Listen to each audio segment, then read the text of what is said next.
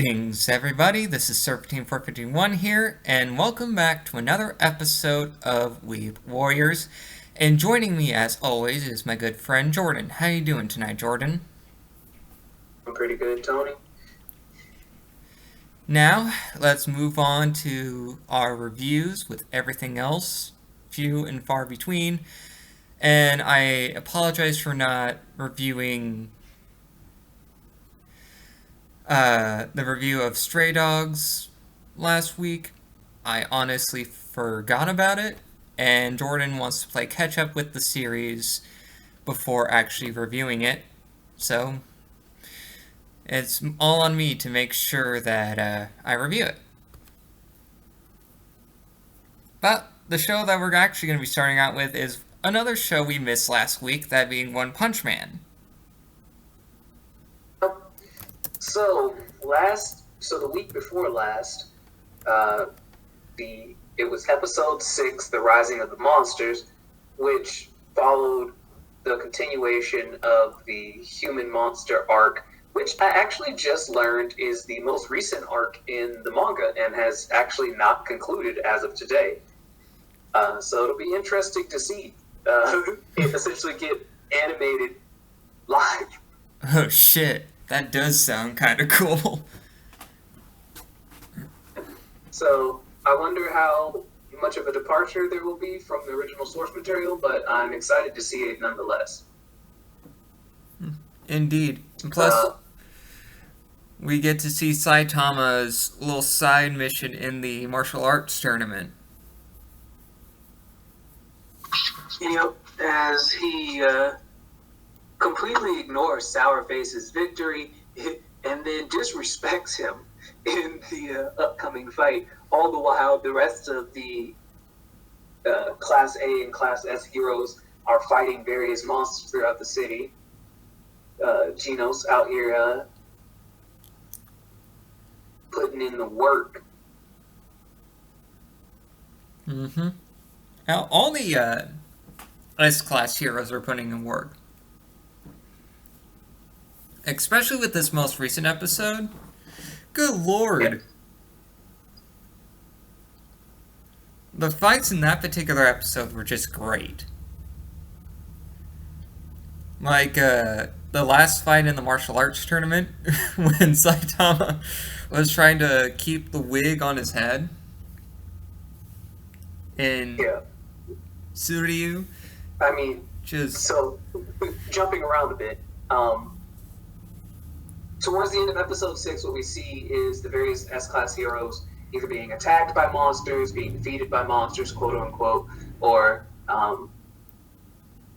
essentially beginning their fight with various monsters. And then episode 7 opens up with the continuations of those viewpoints and the inevitable disrespectful defeats of all the monsters progressively. It's also the first time, I believe, that we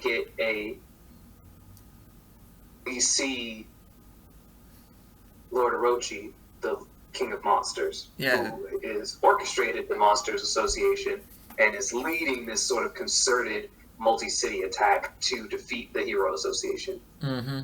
Yeah, and Orochi looks terrifying if you really think about it. I mean, he's like a massive evil one. Yeah, a giant evil demon monster. That you just know Saitama's just gonna be... just take one crack at him and he explodes.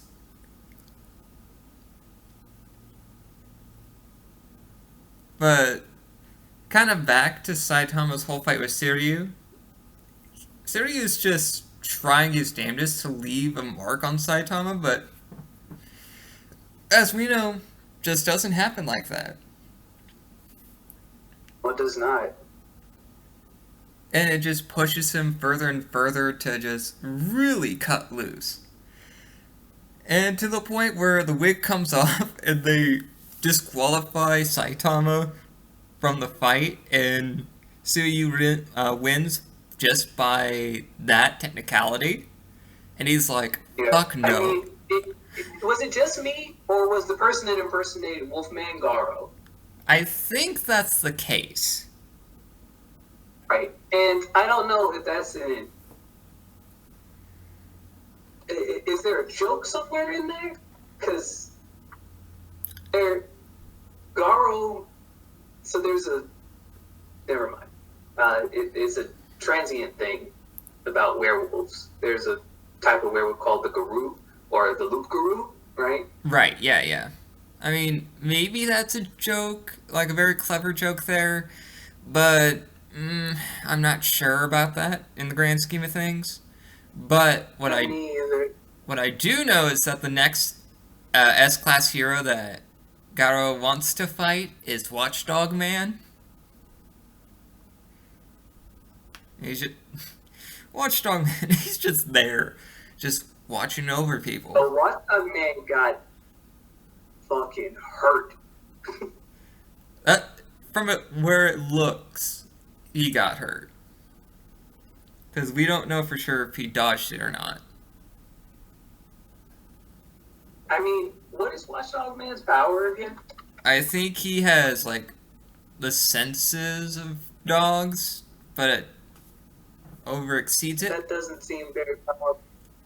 I'm not sure about that either, but apparently, well, when we first are introduced to him in Season 1, he can smell someone's silent fart. Apparently, he has immense strength, immense speed and reflexes, and dog-like attributes. So I was Such as right. absolute sense of hearing and sharp teeth. What the fuck? So he's a superhuman with dog powers. He's like a werewolf that can transform. I mean, that's pretty damn funny when you think about it. And then when you have another S-class hero called Pig God, just disrespecting a Gorgon monster. I mean, he quite literally ate her. That he did. And Child Emperor's I don't know what else to say on that one. That I mean, Child Emperor's like, the fuck? What are you doing? he didn't even bother to kill her. He just ate her. Mm-hmm. He just like, oh, it's okay. Like, okay. But she was poisonous. It's not Pig God. Like, you do Don't you? do that. You do you, Pig God, I guess. But And I just like to point out that Pig God is ranked 10. yeah, I guess for being how big he is, maybe he's immune to poisons that he ingests. I don't know. I don't know either. But I don't know how much digging into we'll get into his backstory, so I will just go ahead and look into his his powers are literally poison immunity and elastic body. what the fuck? At least his powers as they are understood by the manga readers. Yes. Oh, I guess. Okay then. At least with the other S-class heroes, they are just wrecking shop when they just burst into the scene and just destroy monsters left and right. Like Drive Knight, fucking Flashy Flash. That name is stupid. So by the way. Flashy Flash is gonna have to step it up because I was unimpressed. Yeah, he wasn't really that impressive. Wasn't he also the guy that was the, like, one of the squires of Atomic Samurai? I think that was the case. I don't really remember.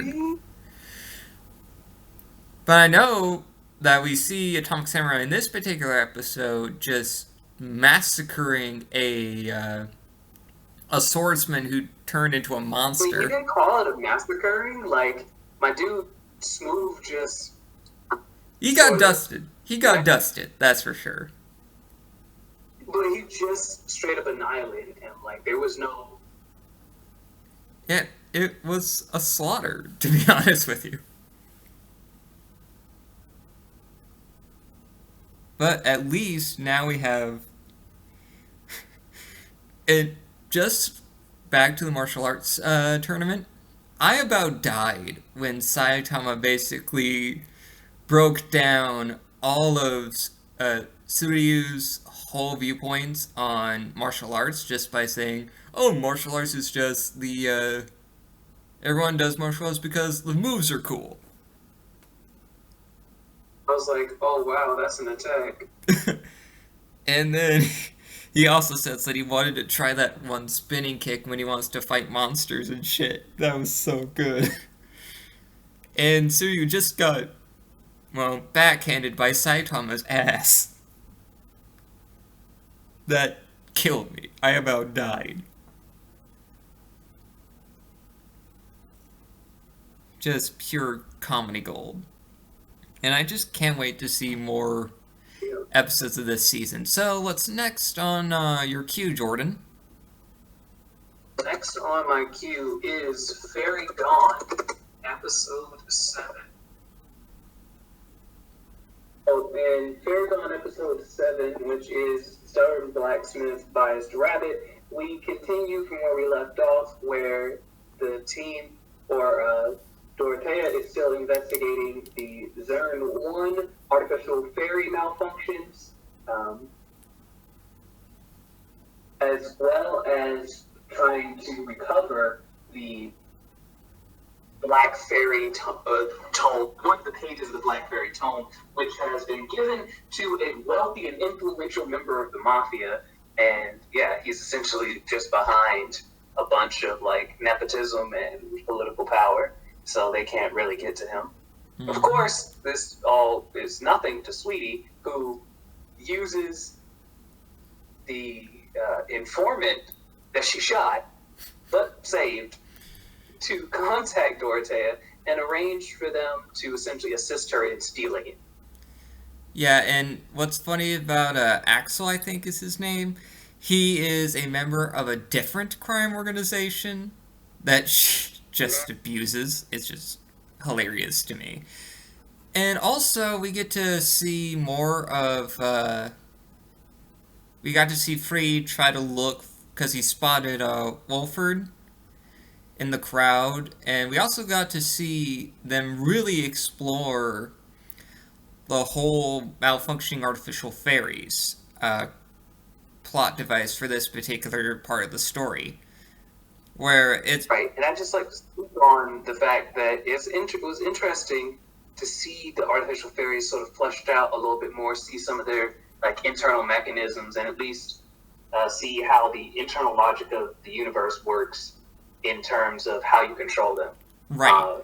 That said, all evidence is currently pointing to the developer of the previous version of the artificial fairies being responsible for the sabotage, or at least partially so. And it doesn't appear that the mechanics that are assisting the Ministry of Fairies in their investigation are willing to help out in the investigation. Because not so much that they don't want to help out, just that it's not that they're impartial, right? They definitely have some skin in this game, and it's sort of hard to tell what it is. Right. And I'm sure the show writers want us to believe that, yeah, the mechanics are in on it too, but oftentimes what happens is that will just be a mechanism to, like, make you pay less attention to something more important in the scene, right? So that they can inevitably reveal it and be like, "Oh shit!" Right. Or at least good storyline typically follows that sort of a pattern. Right, and that, I mean, the writing in the show itself has actually been pretty stellar. I mean, one of the misdirections that we are taken throughout the course of the series, I really thought, didn't see that coming. That's cool. And plus, the extensive amount of world building that they're really pushing for is just great, too. But I also like to point out that, did you notice that one of the mechanics, the red-haired one, he really made a face that he knows something more than he's letting on? When the mention of... I mean, they weren't trying to be subtle with his displeasure at people inquiring about Homeboy. Right. Eddie... What was his name? I know his first name's Eddie. Like, this individual that was the manufacturer who had a real beef with how he was treated, seeing a lot of his, his advancements and whatnot, demoting him from a current position. and just forcing him, well, not really forcing him, but leading to him making illegal artificial fairies. I mean, that's what's rumored, anyhow. And plus, we get to see the other characters kind of Well, I figure. mean, someone's making them, and he is, in fact, the most qualified. Definitely. And that's what one of the characters pretty much pointed out to the superior. But didn't you also notice that the head government official was talking to the last two dukes of the five at that dinner scene? Didn't you get that? Oh, this guy's going to die real fast. And hear what you said. What? The what kind of the individual that the Dorothea uh director talked to and shoot her off Mm. after hearing the information that he needed to hear. Yeah. He had a dinner scene with. Oh, jeez. Jordan will be right back, folks. Just give him one moment. Oh, he's back. Sorry about that, Tony. A little technical issue. You were saying? Well, anyway, what I was saying is that I think he's a prime minister of sorts for this unified country, really making sure that both sides really look into this investigation, mostly the Ministry of Fairies. The two dukes are just wishing for peace and whatnot. And didn't you? Well, I got this feeling when I was watching this scene that, yep, this prime minister is going to be getting the axe really soon here.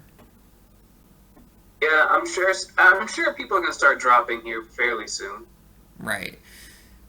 And I think that's about it. So far, I'm really intrigued with this current mystery that the Dorothea crew are on. And I just really want to see how it turns out. So, what's next on the queue, Jordan? Next on the queue is The Rising of the Shield Hero, Episode 19, The Four Cardinal Heroes. And before we actually get into it, I would just like to say how impressed I am that they had an entire episode, 20 minutes, and didn't change locations. Oh, yeah, that's right. I mean, for the subtotal of the damn episode, they are standing in that fucking pit. There's a scene where it flashes to Victoria, hoping that Nafumi will, come to terms with the other cardinal heroes, and that's the scene change, fam. I don't. That's it. The whole damn thing is in that pit. Yeah. Most of it is just the Pope Mm-hmm. speaking in religious parable, as he essentially says, "I'm gonna kill them all. Y'all just give me the magic and back me up here." Rin and what is that boy's name? Itsuki. Rin and Itsuki rendezvous with them and get a few good attacks off until the Pope bumps the shield. And can we talk about how mass spells are such bullshit, bro? Yeah. What? Yeah, they are fucking bullshit. Like, the last spell that the Pope used before the episode ended was a spell called Cathedral. Jesus Christ. I don't remember that from the source material. Do you? I think he used it in the manga, but I'm not 100% sure on that. But I'm like, what the I know fuck? it's not a bad addition. It's just an interesting one. Like, what are you sealing them inside of? I mean, they've been in the pit this whole time. Like, Yeah, if they were going to escape, I feel like they would have affected that by now. very true. I mean, that's just overkill, my dude. Just because you could say a line, "Welcome to my cathedral." Right. I honestly think he just wanted to flex, or they wanted him to flex because he's, well, you know how megalomaniacs are. Right, yeah. But the And important thing for this whole episode is that there's a degree of catharsis in this episode where Naofumi gets everything off of his chest and tells all of the other heroes just how very shitty they all are. yeah, and Ren's like, you know what? I admit, yeah, we have been shit. He doesn't Like, really. But what's really funny. Mosiasa tries to like pass the buck. Like he is the biggest piece of shit. Followed by Itsuki, followed by Rin, Right. in that order. Mm-hmm. And Itsuki really is giving Motoyasu his comeuppance too. It's like you're mostly the one who's being led around like a rabbit to a carrot or a moth to a flame. Like, and the reason I put Rin at the bottom of that shit tier list is because Rin made a mistake thinking that this world was still a game. And in retrospect, even if I thought it was reality, I probably still wouldn't have thought, you know what, we should probably do something with this. Right, yeah.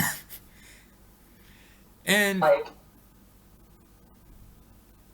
with I might have done more than just leave it there, but how was I supposed to know it was going to rot and start making monsters and poison the air? Like, what? That's not how bodies decay, fam. That's a little unfair. well, this is a magic world, you know. Right, but I don't know. Couldn't it just turn to dust? I don't know what to tell you. I probably would have made the same mistake. But then again, I'm not a hero, so I probably wouldn't have cared either.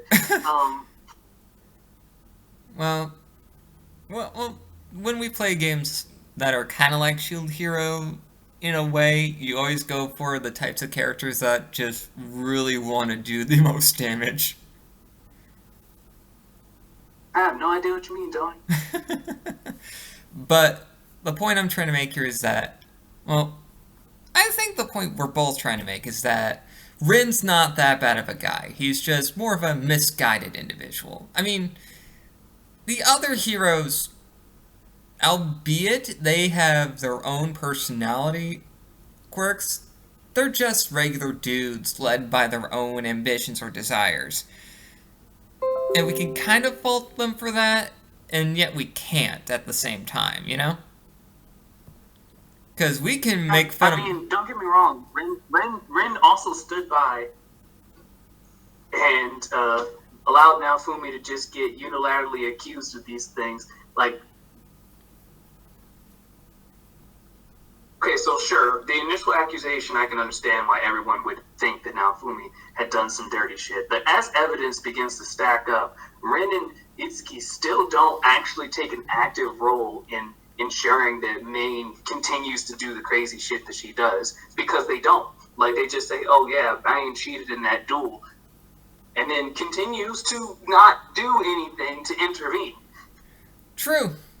We can fault them for that.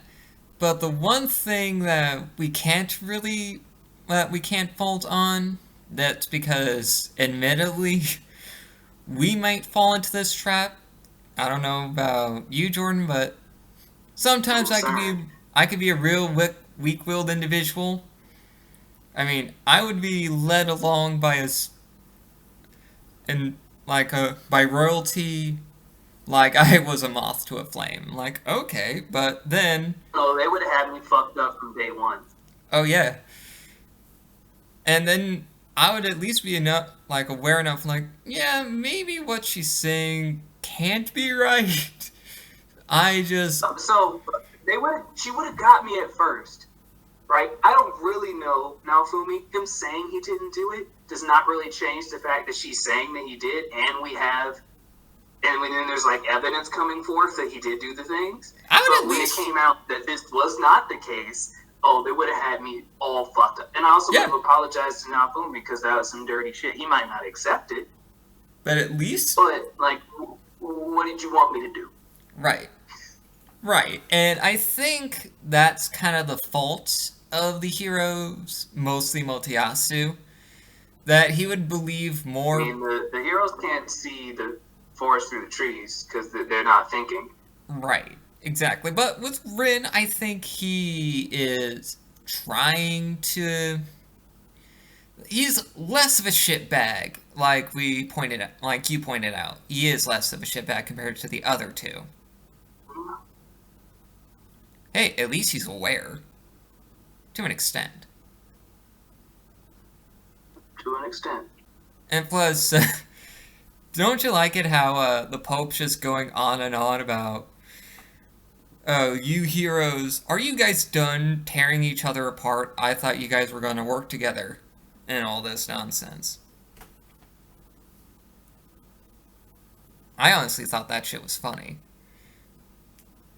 But enough of that, so let's next on the queue, Jordan.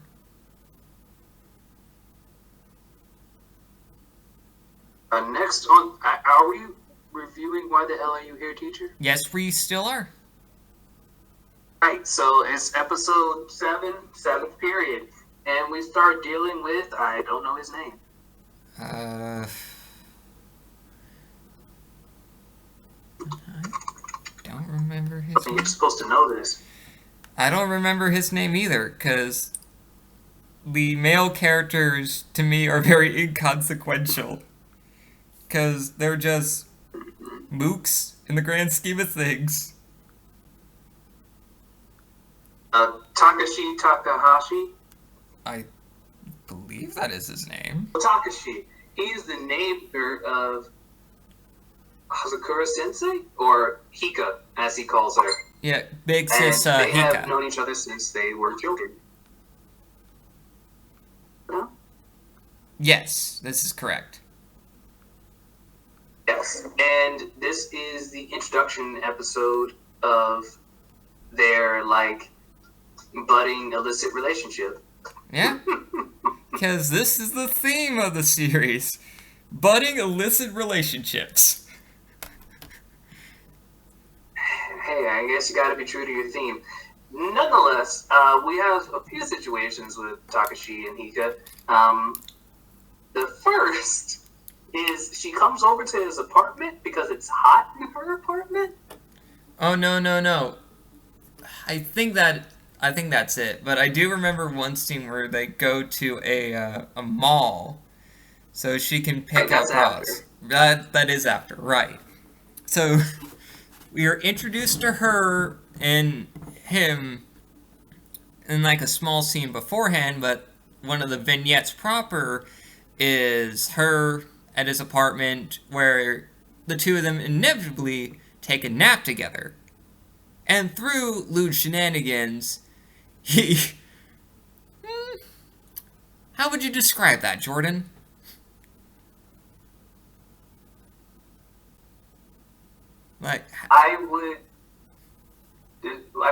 He sucked her breath. I don't know what else to say.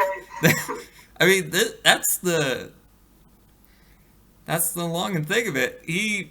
That happened, she gets embarrassed and just runs off, and apparently, Big Sis, Hika has a thing for showing her assertiveness and dominance, and she's really impressed that, the kid that, she grew up with is actually showing initiative as a man.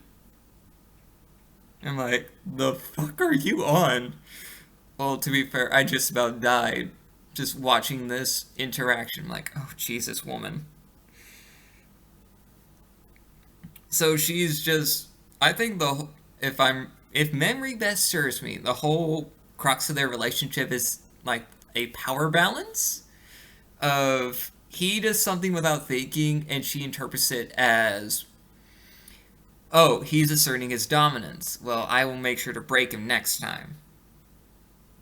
Which is kind of which leads to them going to the mall and her buying some new underwear. And she tells him to pick out a set for her, which leads him picking the lewdest set in the store, and of course it's black because most racy underwear for women is black.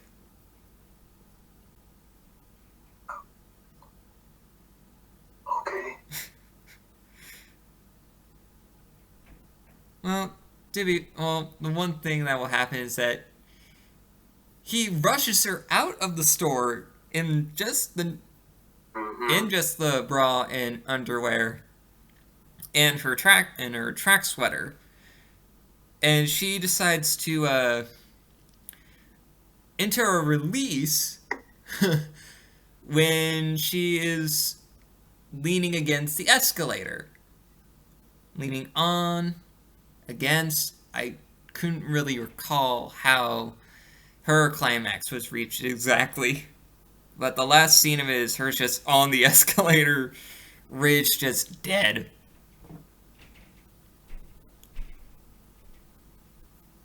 Admittedly, that was pretty damn funny. But still, what we expect from this show, just lewd things happening between these students and these teachers. And there's more hilarity to ensue here. So what's next on the queue, Jordan? Right, so up next on the queue is I have navigated away, Zion. I have no idea. Give me a moment. We never learn. Episode 7, a former tutor's secret spot is X. Naruyuki and Fuyumi meet up again to discuss his lessons of the female heart.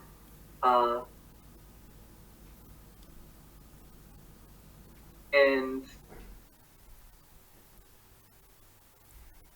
after discussing these things, she slips, Naruyuki catches her, but Rizu is there, and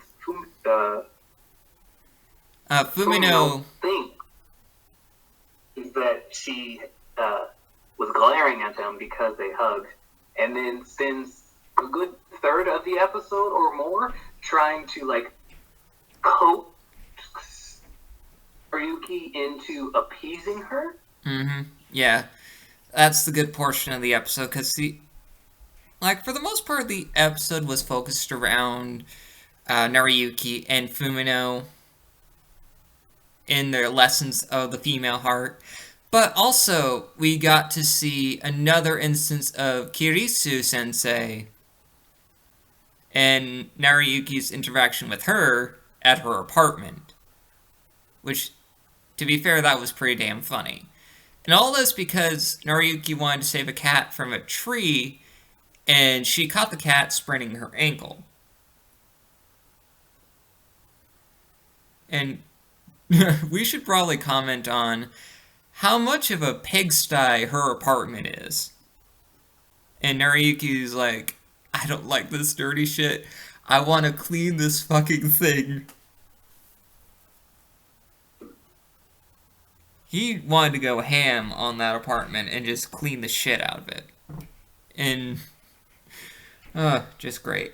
And back to Fumino and Naruyuki's whole thing with the first part of the episode.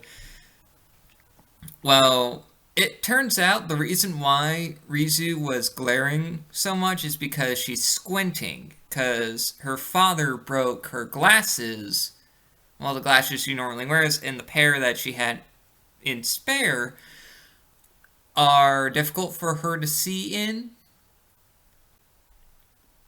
And she punishes the two and her by just lecturing them after a while.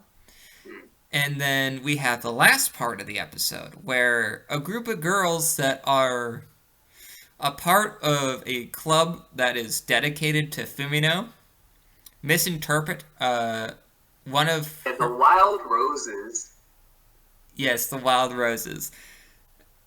They the leader of the Wild Roses misinterprets an interaction between Fumino and Naruyuki when she explained the whole thing like another lesson of a woman's heart.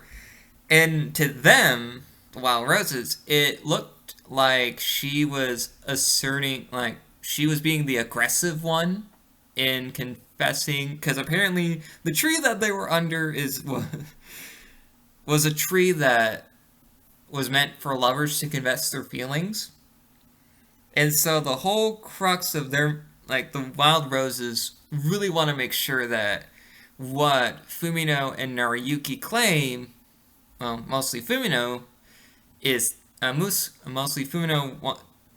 The whole basic point is that Wild Roses want to make sure that what they're saying is true, and if Naruyuki is worthy to be with Fumino. Which leads to them like, okay, I guess they were saying what they were actually saying, so we can't really fault them on that. It is like some Secret Service shit they were on, with the earpieces and everything. They were on it. But still, I really enjoy this show, and another good episode from this series. And its source material, the manga that this is an adaptation of, is still pretty solid. And even though I know some of the things will happen, I just like to see a quality manga get animated and get a really good adaptation out of it. So what's next on the queue, Jordan?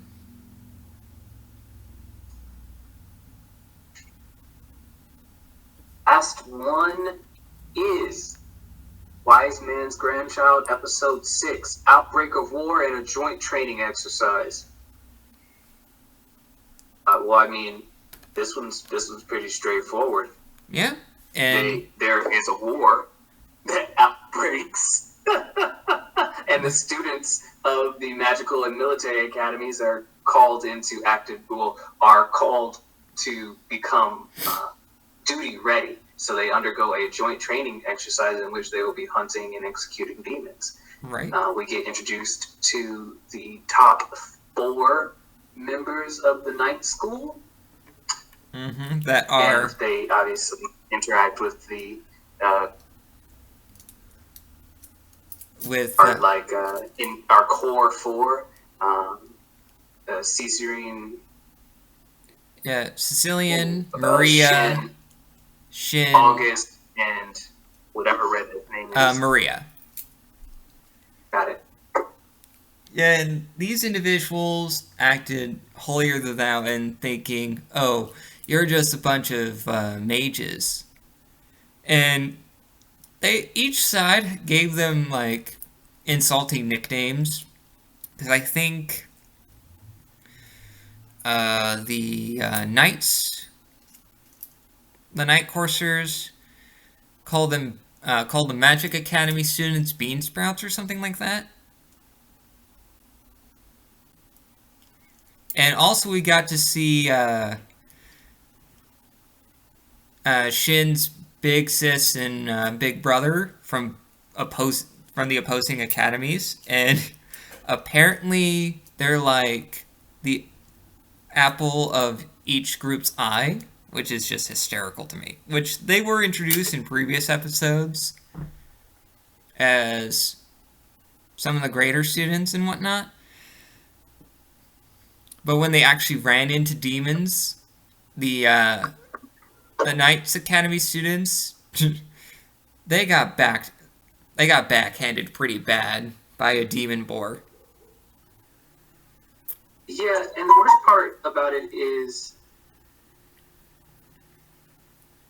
apparently it wasn't even that powerful relative to its size. It was just big, which means they got disrespected by a weak demon. And I don't know, man. I feel like that's just extra insulting. You're supposed to be these like top knights, and you're just totally shit. Yeah, and when Shin actually shows his true power when a bunch of demon wolves and a demon tiger come up, and he's like, I am tired of everyone's shit, or everyone shitting on me and my friends. I'm going to fuck these things up. And he does. He most certainly does. Earning the respect and fear of the Knights Academy students. And I think the political intrigue in the first half of the episode was interesting, where the conflicts started happening and whatnot, and the Emperor just getting... Right. I mean, I suppose there was a degree of political intrigue, but it didn't capture my interest to the point where I can't even speak on it well because I don't remember. I mean, it's... Granted, it is kind of shallow in the grand scheme of things, but we got to see the enemy kind of taught, like, the Emperor of the Empire that's trying to invade Earlside, and how he gets disrespected by Oliver, And that's the one scene that at least I can remember. And I think that will end that there, and which leaves me to reviewing Stray Dogs, manga Stray Dogs, which is episodes. Let me see. I actually have it on hand. Come on. Let's see. Slap the Stick and Addict, and Hirisu and Portrait of a Father. I will mostly be touching on a few things that I can remember from episode 30, but most of the review will be focused on episode 31. And the basic plot is that we have the real explanation behind, what's her name again?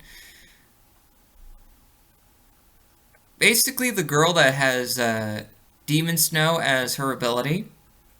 We got to know how her parents died and whatnot. And it was thanks with a little help from Lucy, of all people, who was working at the cafe. And from what I can remember of episode 30, we got introduced to Octagawa's sister, whom a former member of the detective agency actually had a crush on. And even though he's not... Wait, what are you even talking about? Oh, this is the third season of Stray Dogs. And this is... okay. No wonder I had no idea what you were talking about. Right. But what I can say... I'm just basically giving a Cliff Notes version from what I can remember. And that whole thing was for... what was it? What am I on about? Right. Atsushi, in the second half of episode 31, he and the red-haired kid, his name escapes me at the moment, are assigned to a case where a man in his 40s was found dead because he was hit by a truck. And it turns out that this individual was the headmaster of the orphanage that Atsushi was at. And Atsushi went through this crisis of sorts that he hated the fact that this man just made him suffer all of his life. And then he learned a lesson that at the end of the episode where if he didn't learn how to suffer, he didn't learn how to live. And he somehow found it okay that the way this guy treated him made him into the person that he is today. That's essentially what happened in the episode, which I'm still very interested to see how the Armed Detective Agency is going to do against the rats and whatnot. I'm waiting for that to actually happen. And I think that'll pretty much end it there. So, you had another topic for the Otaku Soapbox discussion, right, Jordan? Did I? Last week we talked about the nature of religion in anime and how it can be interpreted and whatnot and adapted in a certain way. Mm-hmm. And you kind of mentioned also that you also wanted to see how mythical creatures like vampires and werewolves, for example, are usually interpreted in anime. Right. So, I mean, I've run across a few different interpretations of vampires more than werewolves. I'm not sure if that's just a bias or the way the thing sells, but for a long time, in the early 2000s, vampires were much more popular than werewolves. You also run across it in certain webcomics like Noblesse. Right. But oftentimes, what you get, at least with vampires, is this typically a spectrum. But because it is anime, what you find is that there will be vampires who are incredibly old, very similar to the Nosferatu, but they're the old vampires in juxtaposition to the modern anime protagonist vampires who either need blood to live or use it for power.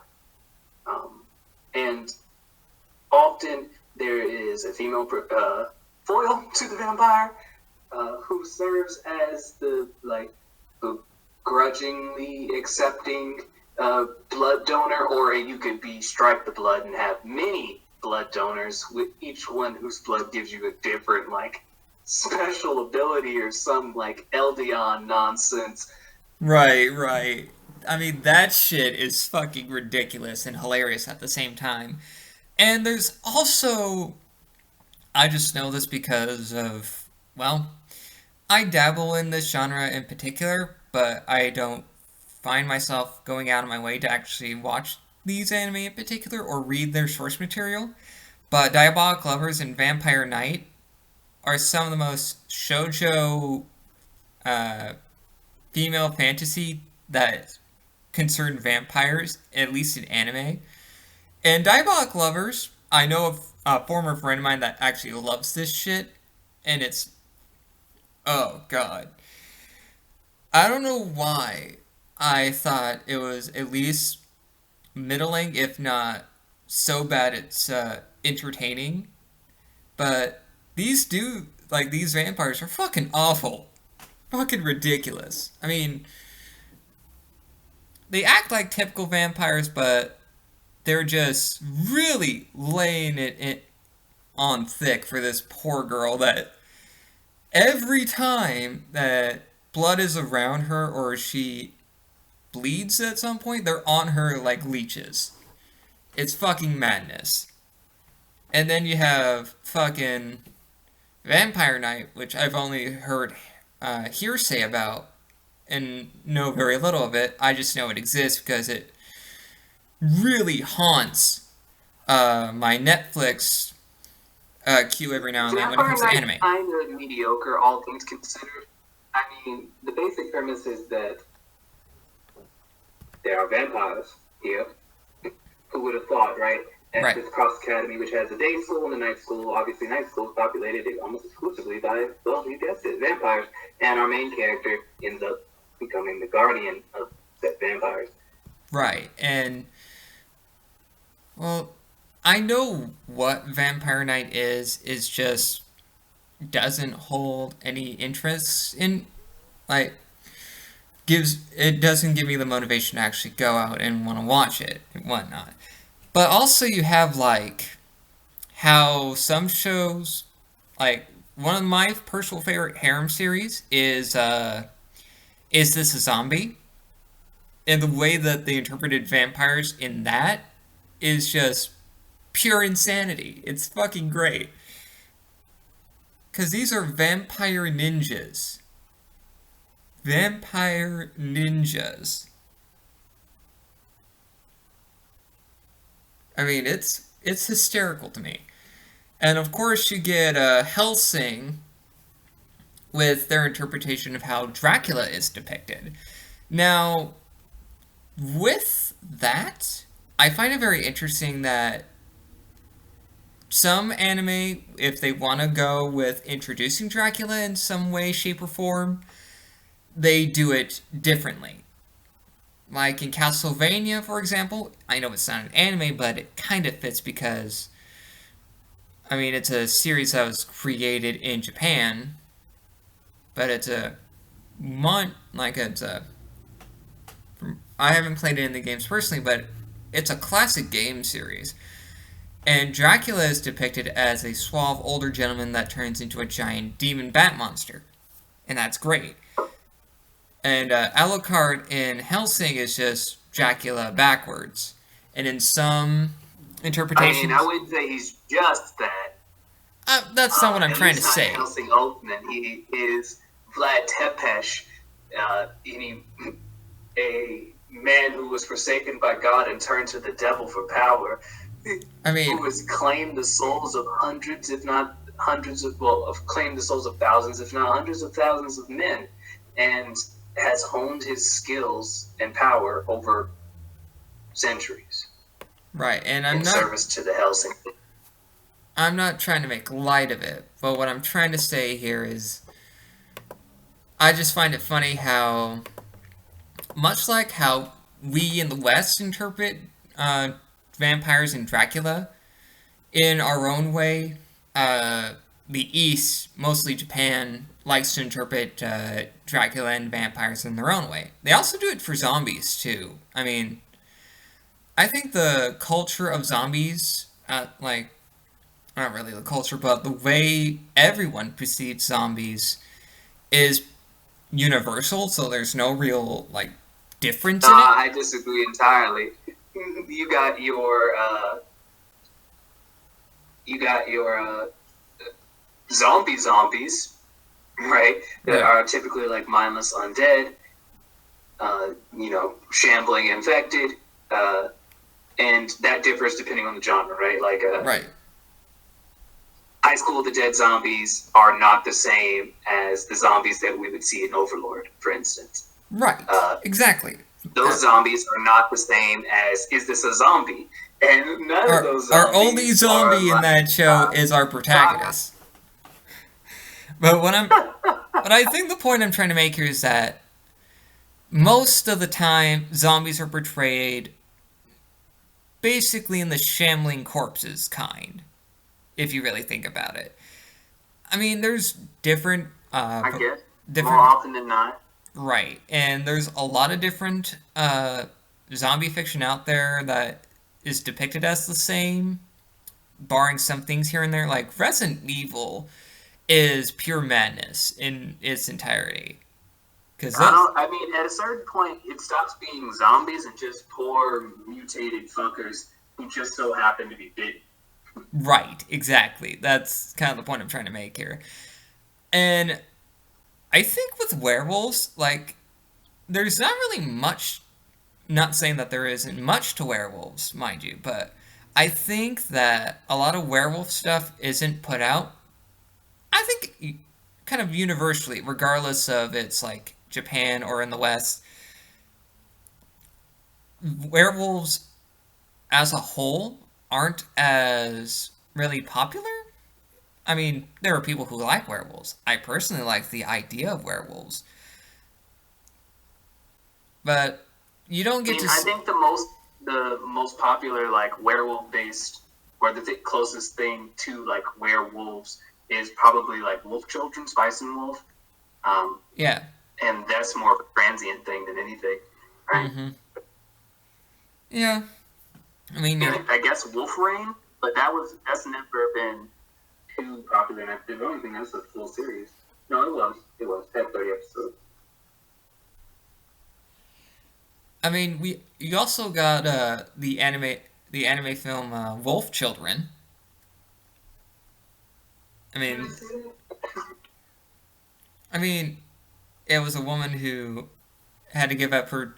I mean, that film in its entirety basically depicted where it's not really werewolf fiction per se, but it's kind of it falls along that gray line. But I think that's kind of the point I'm trying to make here is that maybe people don't really have that big of an interest in telling werewolf stories, like both here and in Japan. I mean, I think so. One thing is that if you were to write a story about a werewolf, you have to decide what point of the line are you going to be, right? Are you going to be a human being which transforms fully into a wolf, in which case it limits the sort of stories you can tell, because otherwise you have to sort of explain away, well, why the fuck is there a wolf here? Whereas vampires, you just make them immune to daylight and they can assimilate into regular ass society. Right. Which makes things a little bit easier. Right, and I mean, it gives you a variety of stories you can tell. If you go halfway and they're just hybrids, then, that gives you some more flexibility. But typically they don't carry the show by themselves just because of, I think, genre popularity. Anything less in the hybrid spectrum, and then you just get anthropomorphized wolf girls, which already exist, but I wouldn't call them werewolves. Right. I mean, if we really want to push it, if we have anime that just show off different monster girls and how their initial source material, like the monsters they're based on, are drastically changed for the sake of those changes, the first thing that comes to my mind is Monster Musume. I honestly find that shit to be hilarious.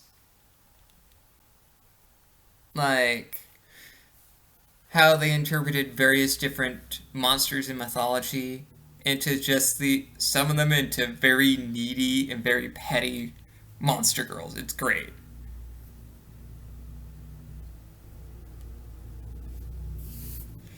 But well, I think we can end things off here, and I think we kind of got our whole thoughts fleshed out when it comes to this particular topic. Because I know for a fact that vampire fiction, regardless if it's here or in Japan, it's never going to really die. It may fall out of fashion, but it's not really going to die out anytime soon. Because if you have something like Seraph of the End, which is just Attack on Titans plus vampires, I mean, I know it's not exactly that, but come on now. Both of them kind of came out at the same time, because rip-off shows are rip-off shows. I have yet to see or read Seraph of the End personally, but I would really like to, out of just pure curiosity. I wouldn't say Seraph of the End. Well, Seraph of the End is partially derivative, but it's fairly interesting-ish. I don't know. I think that it was worth the 2 seasons that I watched of it, but if they were to release a 3rd season, it would not be pressed. Right.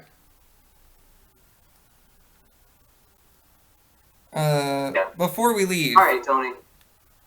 In your thoughts, should we talk about the other elephant in the room? Should we mention Kitsune or Fox Girls? I mean, I mentioned Spice and Wolf, but that's about as far as I was going to take it. Well, very fair. So... Fox and Wolf was not... No, that's not what I'm trying to say. Right. Spice and Wolf. Fox and Wolf. What the hell? Alright. Right. But anyway, I think we will end this episode here, so you guys have a nice evening or day if you're actually watching this in a different country. And tune in next time for another episode of Weeb Warriors.